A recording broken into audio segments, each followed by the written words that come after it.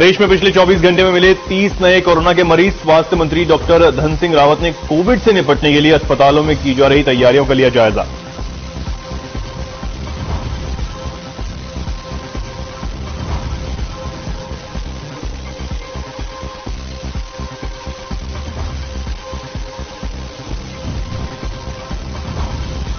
उत्तराखंड कांग्रेस में गुटबाजी पर प्रदेश अध्यक्ष करण महारा का बयान। कहा, हमारे सीनियर कठिन परिस्थितियां पैदा कर देखना चाहते हैं कि मैं इन परिस्थितियों में कैसा कर रहा हूं काम।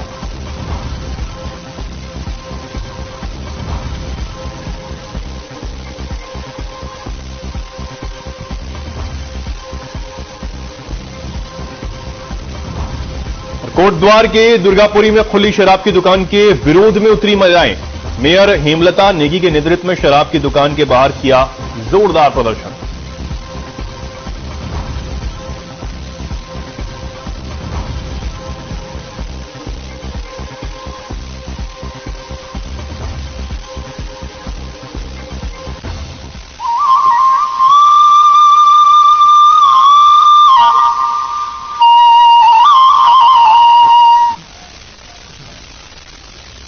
नमस्कार, बहुत स्वागत है आप सभी का। मैं हूं आपके साथ चेतन पाठक। खबरों का रुख करेंगे। बीजेपी महिला मोर्चा की प्रदेश कार्य समिति की 2 दिवसीय बैठक हुई। बता दें कि यह बैठक ऋषिकेश के पास परमार्थ निकेतन में की गई, जिसमें सूबे के मुख्यमंत्री पुष्कर सिंह धामी, प्रदेश अध्यक्ष महेंद्र भट्ट समेत तमाम पदाधिकारियों ने शिरकत की। आपको बता दें कि आगामी लोकसभा और नगर निकाय चुनाव को देखते हुए इस बैठक को काफी महत्वपूर्ण माना जा रहा है।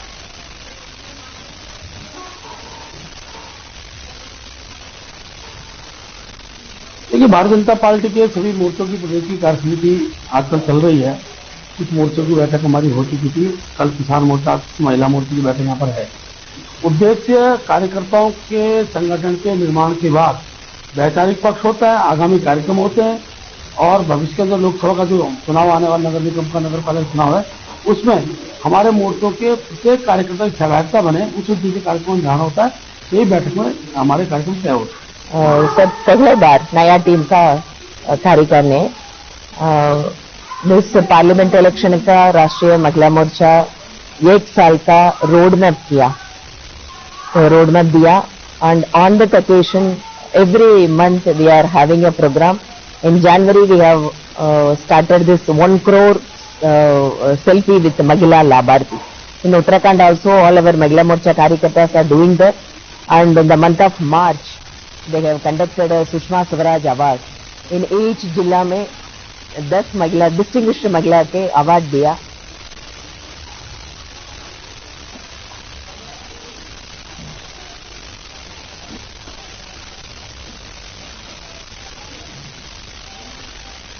काशीपुर एसडीएम कार्यालय में यशपाल आर्या फैंस क्लब के पदाधिकारी व कार्यकर्ताओं के साथ पीड़ितों ने एसडीएम कार्यालय पहुंचकर उन्हें ज्ञापन दिया और खाद्य पूर्ति अधिकारी पर आरोप लगाए हैं कि बिना जांच के ही उनके सफेद राशन कार्ड को कैंसिल कर पीले राशन कार्ड में तब्दील कर दिया गया, जिसकी मांग को लेकर पात्र लोगों की सफेद राशन कार्ड की मांग की है। शिकायतकर्ता का कहना है कि बिना बताए हमारा सफेद राशन कार्ड को पीले राशन कार्ड में बदल दिया गया है और शिकायत करने के बाद भी 1 महीने से हमारी कोई सुनवाई नहीं की जा रही। वहीं क्लब के नगर अध्यक्ष नूर मोहम्मद का कहना है कि महंगाई के इस दौर में गरीब लोगों पर इतनी व्यवस्था नहीं है कि घर का राशन भी ले सके।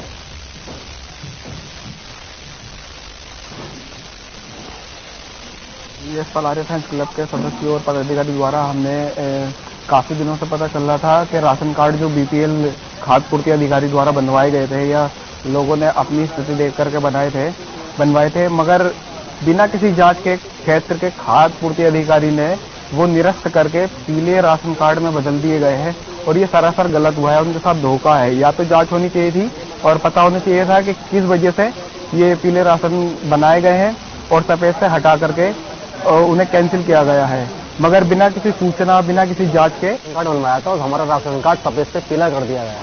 इसके बाद जो राशन कार्ड बनाते हम इनके पास आए, इन्होंने हमसे कहा कि आप अपना राशन कार्ड हमें दे दीजिए। इन्होंने हमारे राशन कार्ड और सही करने हुआ हमारे राशन कार्ड इन्होंने अपने पास रख लिए। 1 महीने ज्यादा हो गया, ना तो इंक्वायरी कर रहे हैं और ना ही हमारा राशन कार्ड बना के दे रहे हैं। और हमारा राशन कार्ड सफेद था, उन्होंने पीला कर दिया है। हम बहुत परेशान है, गरीब आदमी है। ना तो राशन नहीं मिल रहा हमें, 7-8 महीने होगा भाई साहब, मगर कोई राशन नहीं देने के लिए तैयार नहीं है हमें। ना तो टीका सवाल देने तैयार है, हमने लिख के दे दिया हमें कि तुम्हारा पीला हो गया है। यहाँ पे अधिकारी के पास आए, उन्होंने हमारा राशन कार्ड अपने पास जमा कर लिया है और जमा करने के बाद हमसे कितना इंक्वायरी करेंगे, आज तक इंक्वायरी नहीं हुई है। हम बहुत परेशान हैं।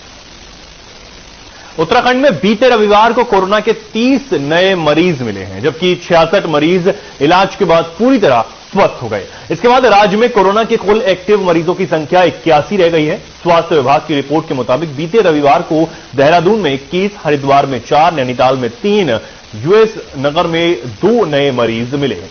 स्वास्थ्य विभाग के अधिकारियों ने बताया कि इस साल राज्य में अभी तक कोरोना संक्रमण के बाद कुल मरीजों की मौत हो चुकी है। सचिव स्वास्थ्य डॉक्टर राजेश कुमार ने बताया कि संक्रमण की स्थिति से निपटने को सभी अस्पतालों को अलर्ट रहने के निर्देश दे दिए गए हैं। तो कोरोना के 30 नए केस अब यहां मिले हैं और लगातार जो स्वास्थ्य विभाग है वो अलर्ट मोड पर है। जांच की जा रही है और लोगों को सतर्क रहने के लिए भी कह दिया गया है। 30 नए केस कोरोना के प्रदेश में सामने आए हैं। कोरोना की स्थिति से निपटने के लिए जो प्रशासन है और स्वास्थ्य विभाग पूरी तरह अलर्ट मोड पर है। 66 मरीज इलाज के बाद ठीक भी हो चुके हैं। लगातार कोरोना की जो स्थिति है वो गंभीर होती हुई नजर आ रही है। लोगों को सतर्क रहने के लिए कहा गया है, मास्क पहनने के लिए कहा गया है।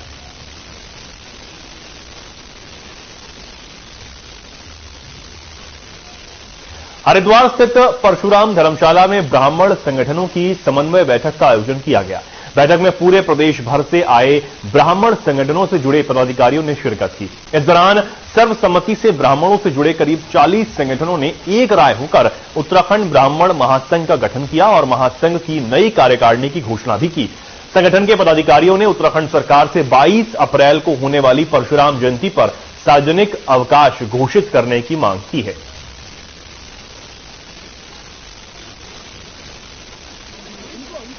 जो ब्राह्मण उत्तराखंड महासंघ बना है, इसका जो मुझे प्रदेश संयोजक बनाया गया है, उसकी मैं जिम्मेदारी बखूबी निभाऊंगा और सरकार से जो ब्राह्मण अनहित के लिए हमेशा जो कार्य करती आ रही है, चाहे जो भी सरकार रही हो, और ब्राह्मण के हित के लिए जो भी मांगे हैं हमारी निरंतर उनको जारी रखेंगे। और 22 अप्रैल को भगवान परशुराम जयंती जो अवकाश के लिए हमारी मुख्य मांग है, क्योंकि अभी तुरंत आ रही है, वो सरकार को माननी पड़ेगी। अन्यथा जितना 25 लाख ब्राह्मण जो उत्तराखंड का है वो सड़कों पर आपको देखने को मिलेगा। हाँ, भगवान परशुराम के जन्मोत्सव पर पहले भी अवकाश होता था। उत्तर प्रदेश सरकार ने कर दिया है, मध्य प्रदेश सरकार ने कर दिया है। उसी रणनीति के आधार पर उत्तराखंड में भी हम मांग रख रहे हैं और पहले भी मांग की है, तो अवकाश किया जाए।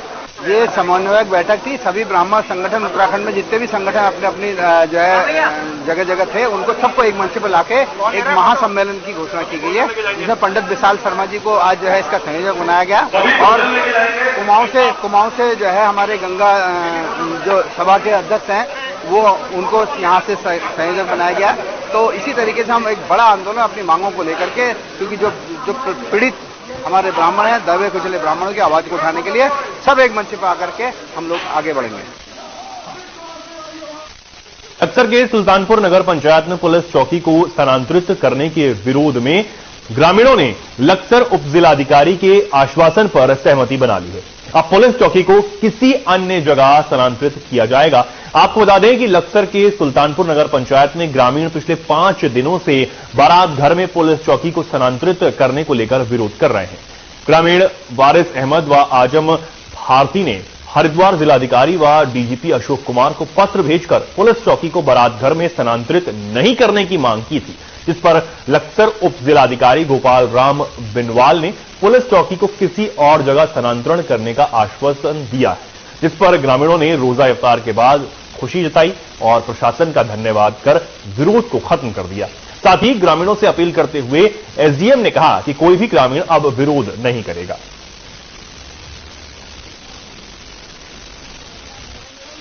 ये प्रकरण यहाँ पे चल रहा है और हमने इसी प्रकरण को लेके डीएम साहब हमारे जो डिस्ट्रिक्ट मजिस्ट्रेट है उनको भी अवगत कराया था और जो हमारे लक्सर के एसडीएम साहब है गोपाल राम बिनवाल जी, उनके पास हम इस समस्या को लेके गए थे कि कोई इस तरीके का यहाँ को कोई प्रस्ताव आया है। उन्होंने स्पष्टीकरण कहा कि कोई इस तरीके का कोई प्रस्ताव तो नहीं है, लेकिन अभी जो है ना चौकी को ट्रांसफर करने की प्रक्रिया यहाँ पे की जा रही थी। और जब हम लोग वहाँ पे पहुंचे तो उन्होंने कहा कि आपकी समस्या सुनी जाएगी और ये चौकी को यहाँ पे बनने नहीं दिया जाएगा। आज मीडिया के सामने भी यही वो सबूत पेश कर रहे हैं कि मुझे 5 तारीख को भी यही आश्वासन मिला था। मैं यहाँ सबको कह के गया था भाई यहाँ कोई चौकी नहीं बनेगी, आप अपनी मेहनत करो, मजदूरी करो, आप कोई भी एक आदमी भी धरना प्रदर्शन या कोई चीज करने की जरूरत नहीं है, क्योंकि सब मजदूर आदमी, सब रमजान का महीना, पवित्र महीना, सबको अपना अपना भाई अपने बच्चों का पालन पोषण करना। मैं खुद भी रोजे को रहता हूँ।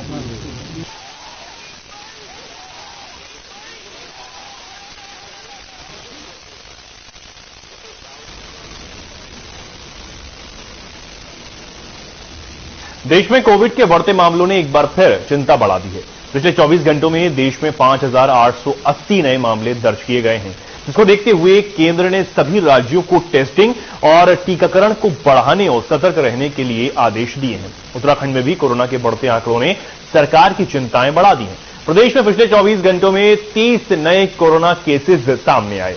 बढ़ते मामलों को देखते हुए स्वास्थ्य मंत्री डॉक्टर धन सिंह रावत ने कोविड से निपटने के लिए अस्पतालों में की जा रही तैयारियों का जायजा लिया है। इस दौरान उन्होंने कहा कि इस समय प्रदेश में कोविड की स्थिति सामान्य है, फिर भी राज्य सरकार कोविड को लेकर सतर्क है।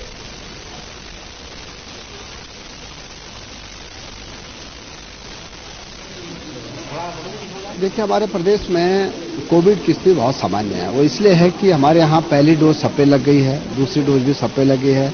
प्रिकॉशन डोज हमारे यहाँ लगभग 27-28% लोगों पे लग चुकी है। अब हमने दोनों चीज निर्णय लिए हैं कि एक तो टेस्टिंग बढ़ाएंगे हम अपने राज्य में, दूसरा यह है कि वैक्सीनेशन के जिन पे भी नहीं लगी है उनको ये आग्रह करेंगे कि वैक्सीन जरूर लगाएं।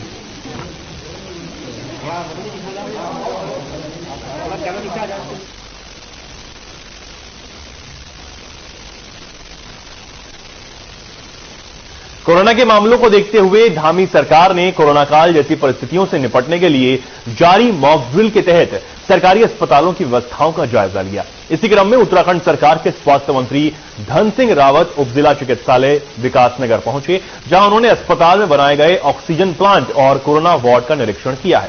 साथ ही उन्होंने अस्पताल कर्मियों और डॉक्टर से वार्ता कर अस्पताल की व्यवस्थाओं के बारे में जानकारी हासिल कर उन्हें आवश्यक दिशा निर्देश भी दिए, जहां उन्होंने कहा कि कोरोना काल जैसे हालातों से निपटने के लिए सरकार एकदम सजग है, जिसके चलते सरकारी अस्पतालों में व्यापक प्रबंध किए जा चुके हैं। वहीं प्राइवेट अस्पतालों को भी आवश्यक दिशा निर्देश दे दिए गए हैं।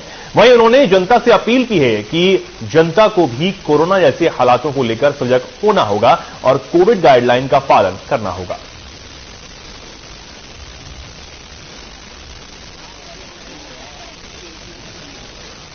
पूरे देश में 10 तारीख और 11 तारीख को मॉक ड्रिल अभियान चलाया गया है और इसी परिप्रेक्ष्य में आज हम लोग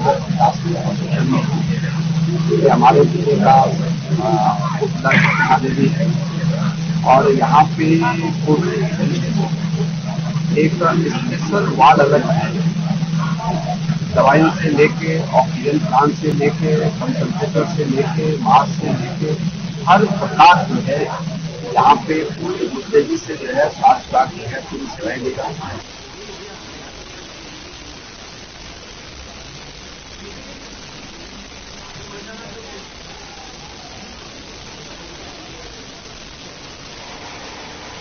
एक बार फिर कोरोना ने देश भर में दस्तक दे दी है, जिसको लेकर सरकार भी सतर्क हो गई है। देश भर में अस्पतालों में कोरोना को लेकर मॉक ड्रिल की जा रही है। उसी क्रम में जनपद उधम सिंह नगर के जसपुर सामुदायिक स्वास्थ्य केंद्र का उपजिलाधिकारी जसपुर सीमा विश्वकर्मा ने निरीक्षण किया, जिसमें ऑक्सीजन प्लांट और आइसोलेशन वार्ड का निरीक्षण किया गया।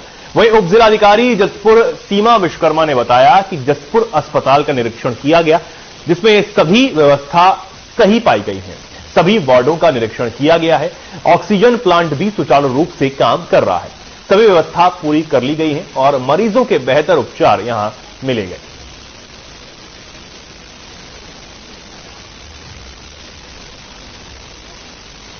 यहाँ जसपुर हॉस्पिटल की मैंने अभी निरीक्षण किया था, तो उसमें सभी व्यवस्थाएं सही पाई गई थी और सारे वार्ड में हम लोग गए भी थे। आइसोलेशन वार्ड भी हम लोगों ने देखा था और ऑक्सीजन जो केंद्र बना है वो भी सुचारू रूप से काम कर रहा है। अब व्यवस्था यहाँ पे पूरी है।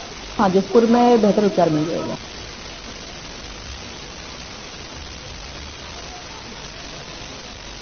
कोरोना की आहट ने फिर एक बार सरकार को सचेत कर दिया है, जिसके चलते पूरे प्रदेश में मॉक ड्रिल की गई है।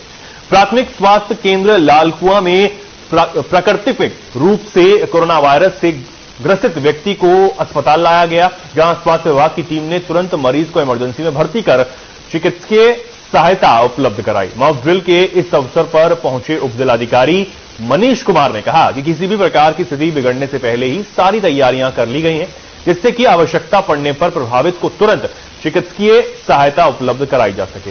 इस अवसर पर पहुंचे ब्लॉक चिकित्सा अधिकारी हरीश चंद्र पांडे ने कहा कि स्वास्थ्य विभाग की तैयारियां पूरी हैं और हमारा विभाग किसी भी आपदा से निपटने को तैयार है।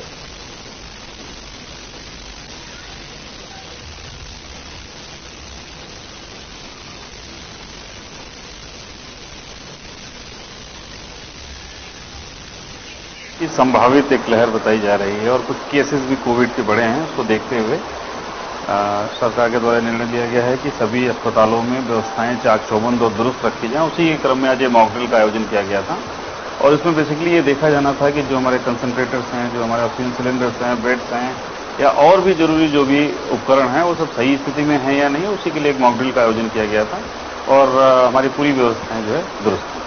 जैसे स्टेट से हमारे पास गाइडलाइन है, उसके हिसाब से आज और कल ये 2 दिन मॉक ड्रिल का प्रोग्राम है। इसमें हमें ये देखना है कि हमारे जो ऑक्सीजन कंसंट्रेटर हैं, हमारी दवाइयां हैं, हमारे बेड हैं, अवेलेबिलिटी क्रियाशील स्थिति में हैं या नहीं है। लेकिन जो हमारे सभी अस्पतालों में आज मॉक ड्रिल की जा रही है, तो यहाँ पर मैं देख रहा हूँ कि हमारे सब व्यवस्थाएं चाक-चौबंद हैं।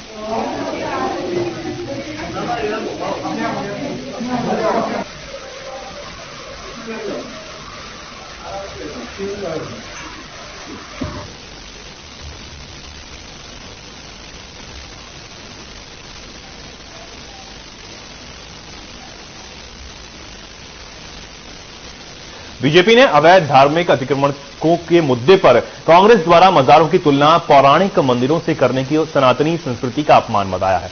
प्रदेश प्रवक्ता सुरेश जोशी ने कांग्रेस प्रदेश अध्यक्ष और उनके नेताओं को आड़े हाथों लेते हुए कहा कि देवभूमि मंदिरों की ही भूमि है, लिहाजा मृतक शरीर के नाम पर बने अवैध मजारों को बचाने के लिए मंदिरों से की जा रही तुलना को प्रदेशवासी बर्दाश्त नहीं करने वाले हैं। उत्तराखंड में सरकार के द्वारा जो अतिक्रमण हटाने का अभियान चलाया जा रहा है, उसको लेकर के कांग्रेस पार्टी और विपक्ष के दल जिस तरह से बयानबाजी कर रहे हैं, वो मुझे लगता है कि हास्यास्पद है, क्योंकि मजारों की तुलना इस देवभूमि के अंदर हमारे जो प्रतिष्ठित देवी देवताओं के मंदिर हैं, उनसे मजारों की तुलना की जा रही है।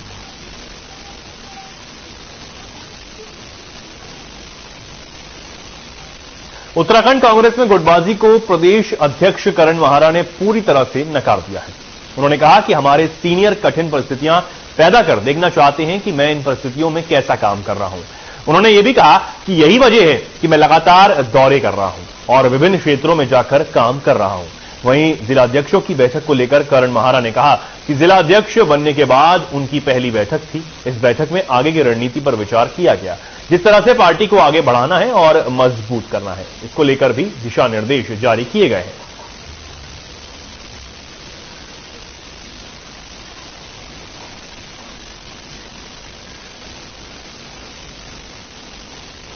क्योंकि जो कोच होता है वो अपने जो सीखने वाला है उसको मारता भी है, उसको धक्का भी देता है, उसके गलत स्टेप्स पर उसको टोकता भी है, और वही सब कुछ हो रहा है। मेरे सीनियर्स मेरे को मेरे काम को मुझे सिखाने के लिए मेरे लिए कठिन परिस्थितियां पैदा कर रहे हैं ताकि मैं और मेहनत करूं। वो कोशिश कर रहे हैं कि वो देखना चाहते हैं मैं किस तरीके से इन सारी परिस्थितियों से निकलता हूं। उनका आशीर्वाद है मुझे और उन्हीं की बदौलत मैं आज इतनी मेहनत कर पा रहा हूं।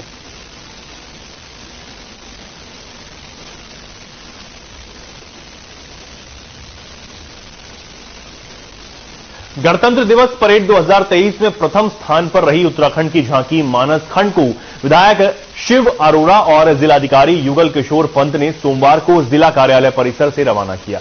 इस दौरान विधायक शिव अरोड़ा ने कहा कि देवभूमि के लिए यह बहुत गौरव का समय है कि कर्तव्य पथ पर राज्य की मानस खंड पर आधारित झांकी ने प्रथम स्थान प्राप्त किया है। उत्तराखंड की झांकी को राज्य गठन के बाद से पहली बार प्रथम स्थान मिला है, जो हमारे लिए तथा देवभूमि उत्तराखंड के लिए बेहद गौरव की बात है।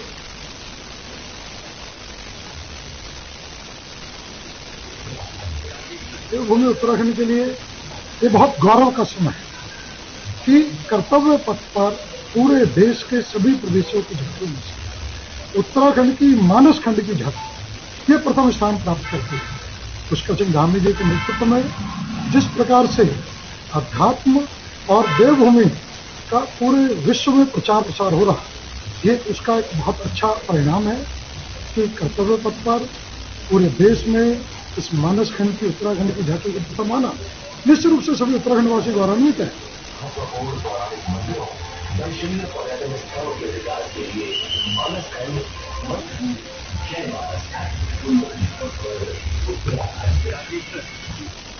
गंगानगर में आरपीएस स्कूल के पास एमडीडीए के द्वारा 4 अप्रैल को सील की गई बिल्डर दुष्यंत सेठी की निर्माणाधीन 5 मंजिला इमारत के अंदर नियमों की धज्जियां उड़ाते हुए अभी भी खुलेआम मजदूरों से निर्माण कार्य करवाया जा रहा है, जबकि एमडीडीए के अधिकारी ने सीलिंग के दौरान साफ चेतावनी दी थी कि किसी भी प्रकार से बिल्डिंग के अंदर कोई भी निर्माण कार्य अब नहीं किया जाएगा। यदि एमडीडीए के नियमों को दरकिनार कर निर्माण कार्य शुरू किया गया तो बिल्डर के खिलाफ कोतवाली में मुकदमा दर्ज कराया जाएगा। मगर एमडीडीए के अधिकारियों की चेतावनी को नजरअंदाज कर बिल्डिंग के अंदर मजदूर निर्माण कार्य करने में लगे हुए हैं। स्टील बिल्डिंग के अंदर निर्माण कार्य होने से कई सवाल भी खड़े हो रहे हैं। इस संबंध में जब एमडीडीए के सहायक अभियंता राजेंद्र बहुगुणा से बातचीत की गई तो उन्होंने बताया कि मामला संज्ञान में आया है। एमडीडीए की टीम को मौके पर मुआयना करने के लिए भेजा जाएगा। यदि निर्माण कार्य होता हुआ पाया गया तो उच्च अधिकारियों को अवगत कराते हुए बिल्डर के खिलाफ अग्रिम कानूनी कार्रवाई की जाएगी।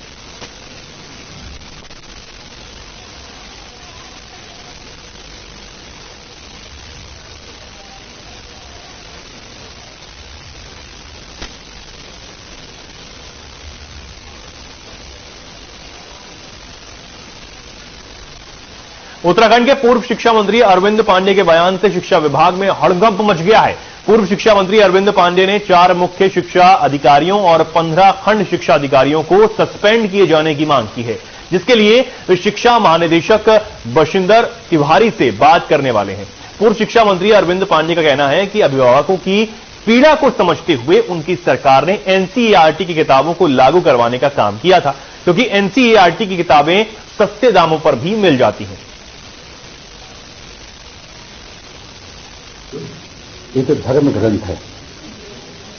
अच्छी शिक्षा के लिए, गुणवत्ता युक्त शिक्षा के लिए इससे बड़ा कोई धर्म ग्रंथ हो नहीं सकता। इसीलिए हमारी सरकार ने आम जनता के हित में और शिक्षा की गुणवत्ता के लिए एनसीईआरटी लागू किया है। कुछ स्कूलों की शिकायतें आ रही है कि उन्होंने महंगी किताबें लगाने का काम किया है। निश्चित ही कुछ स्कूल वाले और कुछ अधिकारियों की लापरवाही, इसकी वजह से हमारी सरकार बदनाम हो रही है। हम इसको किसी कीमत पर बदनाम नहीं होने देंगे। इसी कड़ी में आज मैंने जिलाधिकारी उधम सिंह नगर को मैंने निर्देशित किया है कि तत्काल जिन अधिकारियों की लापरवाही की वजह से हमारी सरकार बदनाम हो रही है उनको सस्पेंड करें।